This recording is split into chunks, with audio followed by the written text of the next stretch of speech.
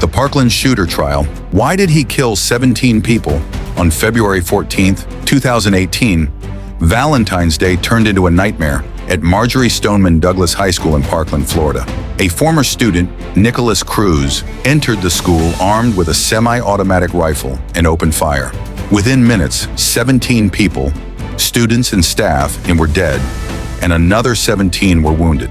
The massacre sent shockwaves across the United States and ignited a national debate about gun control, mental health, and school safety. But beyond the headlines, this tragedy raised deeper, more painful questions. How did so many warning signs go unheeded? What drove a young man to carry out one of the deadliest school shootings in U.S. history? And did the system fail not only the victims, but also the shooter himself? This video explores the chilling details of the Parkland shooting, the psychological profile of the killer, the courtroom battle that followed, and the societal failures that may have allowed it to happen. The shooter. Who was Nikolas Cruz? Nikolas Cruz was a 19-year-old former student at the same school he attacked. Orphaned as a teenager, he struggled with behavioral issues for years. He had been expelled from Marjory Stoneman Douglas for disciplinary reasons and had a long history of violent tendencies, threats, and disturbing behavior. His social media was filled with graphic imagery, weapons, and hateful messages. Mental health professionals had raised red flags multiple times. Teachers, students, even neighbors had expressed concerns. But somehow those warnings never led to serious intervention. Cruz had also posted online that he wanted to be a professional school shooter, yet no direct action was taken to investigate. Despite being reported to child welfare authorities and being evaluated multiple times, no long-term treatment or detention followed. He was failed by every institution meant to protect both him and others, exposing deep flaws in the systems responsible for monitoring high-risk individuals. The attack.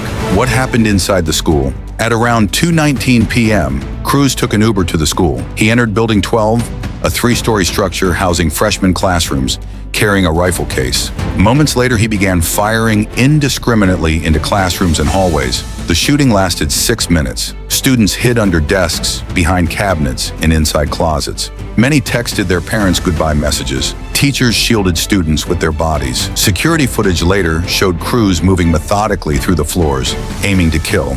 After the shooting, he discarded his weapon and blended in with fleeing students. As terrifying as the shooting was, it also exposed significant security flaws. The school had a resource officer who remained outside during the shooting, never confronting the gunman. Doors were left unlocked and drills proved ineffective. These lapses contributed to the chaos and elevated the body count in those critical minutes.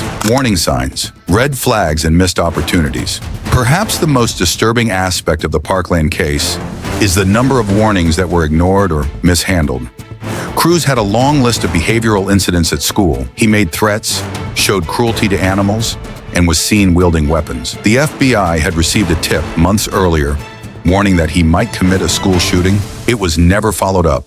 The Broward County Sheriff's Office had been called to his home more than 30 times. Even classmates had joked that if there were ever a school shooting, Cruz would be the one behind it. Cruz's behavior wasn't subtle. It was broadcast across online platforms, school complaints, and law enforcement records. Yet because no single agency took ownership of his case, he remained under the radar. The breakdown in communication between schools, police, and mental health services proved deadly.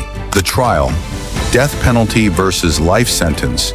Nikolas Cruz pleaded guilty to 17 counts of murder and 17 counts of attempted murder. The trial then shifted focus to sentencing. Should he get the death penalty or life in prison without parole? The prosecution presented detailed evidence, including surveillance footage, autopsy results, and harrowing testimonies from survivors and families. Their argument was simple. Cruz had planned the attack, understood what he was doing, and deserved to die for it. The defense, however, argued that Cruz was mentally ill, suffered from fetal alcohol syndrome, and was failed by the system. The trial became one of the most emotionally intense legal battles in recent memory. Victims' families filled the courtroom with tears and outrage, recounting the loved ones they lost. Mental health experts for the defense and prosecution battled over whether Cruz truly understood the consequences of his actions. The country watched closely. The verdict, a divided outcome. In October 2022, the jury made its decision.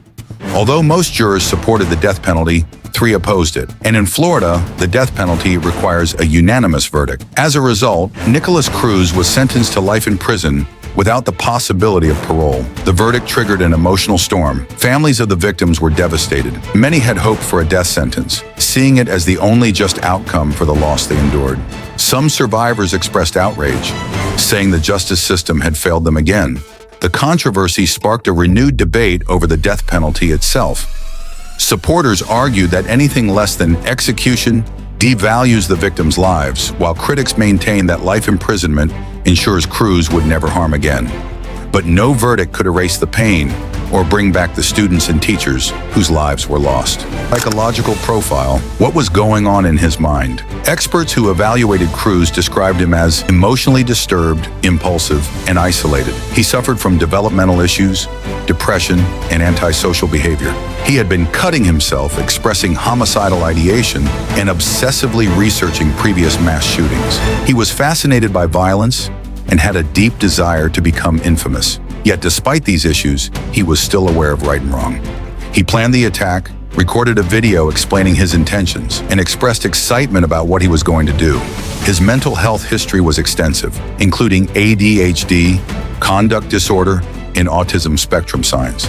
But he was also manipulative, often lying to therapists or pretending to improve just enough to avoid detention. This made it harder to draw a clean line between mental illness and calculated evil, further complicating public perceptions. The impact: families, survivors, and the nation. The shooting shattered dozens of families, traumatized a community, and scarred a generation. Survivors deal with PTSD, grief, and anxiety. Parents of the victims live every day with the weight of unimaginable loss. Some channeled their pain into action, becoming vocal advocates for school safety and gun reform. The event also sparked a national student-led movement, most notably the March for Our Lives campaign, led by survivors. Laws in Florida changed. Schools adopted new protocols.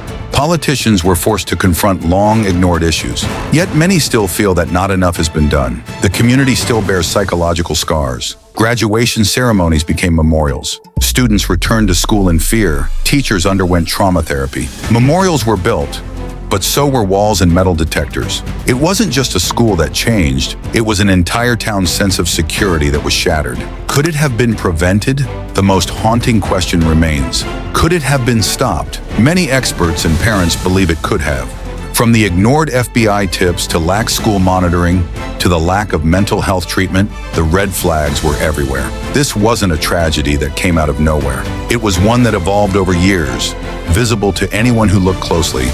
But no one took the right action at the right time. Systemic breakdowns created the perfect storm: failure to share information, inadequate legal tools to act on threats, and lack of accountability among institutions. Each step of the way, someone could have intervened, but didn't. Parkland became the tragic proof that warning signs mean nothing if no one responds. A lesson written in blood.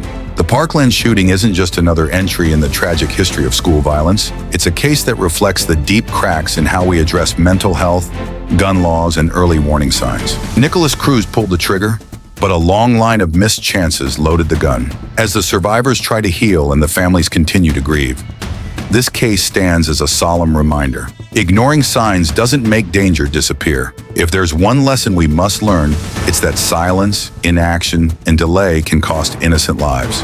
If you found this story compelling, make sure to like, leave a comment with your thoughts, and subscribe for more true crime explorations. Every story we cover carries a lesson, and every lesson deserves to be heard.